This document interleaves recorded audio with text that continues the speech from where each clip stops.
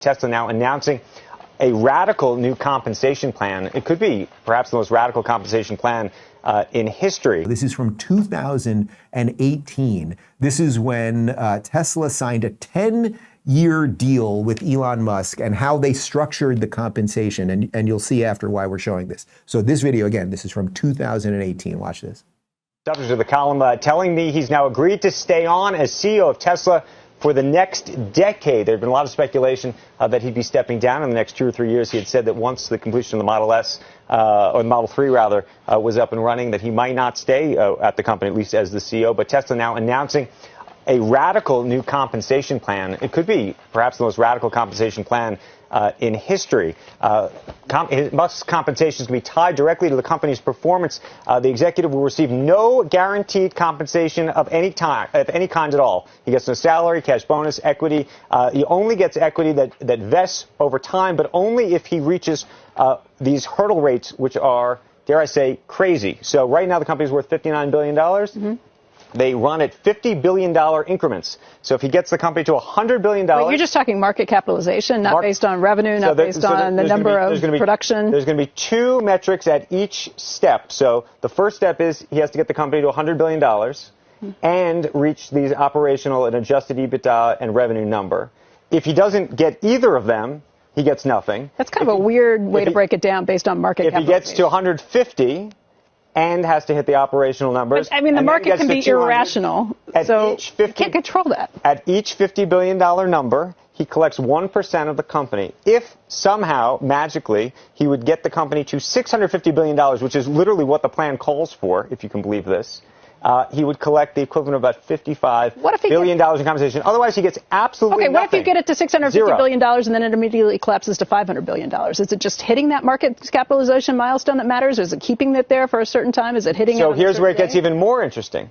The shares vest, but then he has to hold the shares for 5 years. Okay, so the reason I'm showing you that, and I know that was a little technical, but this is wild. So this is in 2018. Elon said, I will stay on and run Tesla. I will take no money, but if we hit these markers, if the company becomes worth 50 billion and then 100 billion and then 150 billion, I'll keep getting equity. And the analyst there, what's that guy's name? Sorkin? Is it Andrew Sorkin? Thank you.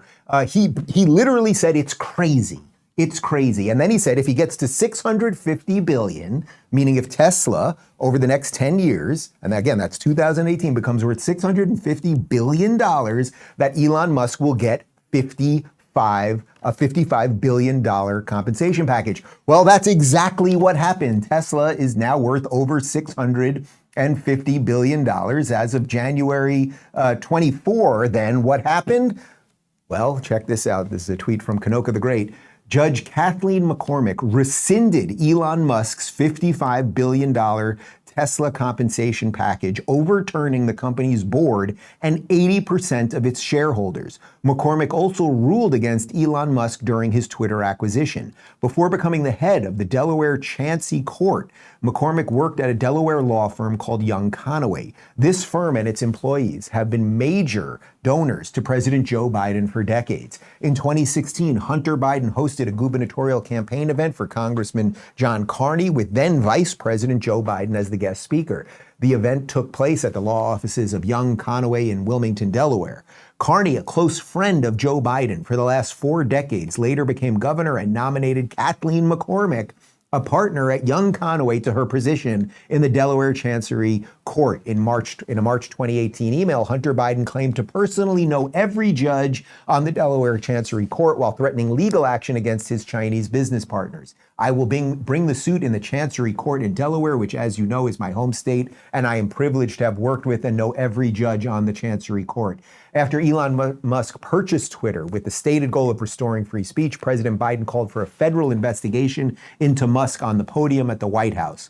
Following this, the Biden Department of Justice, Securities and Exchange Commission, and Federal Trade Commission initiated legal actions and investigations against Tesla, SpaceX, and X. The recent decision by Judge McCormick, who worked with Biden's top donors and was nominated by Biden's close friend to override Tesla's board and the majority of its stakeholders, is another clear example of the Biden administration and its allies weaponizing the American legal system against their political opponents.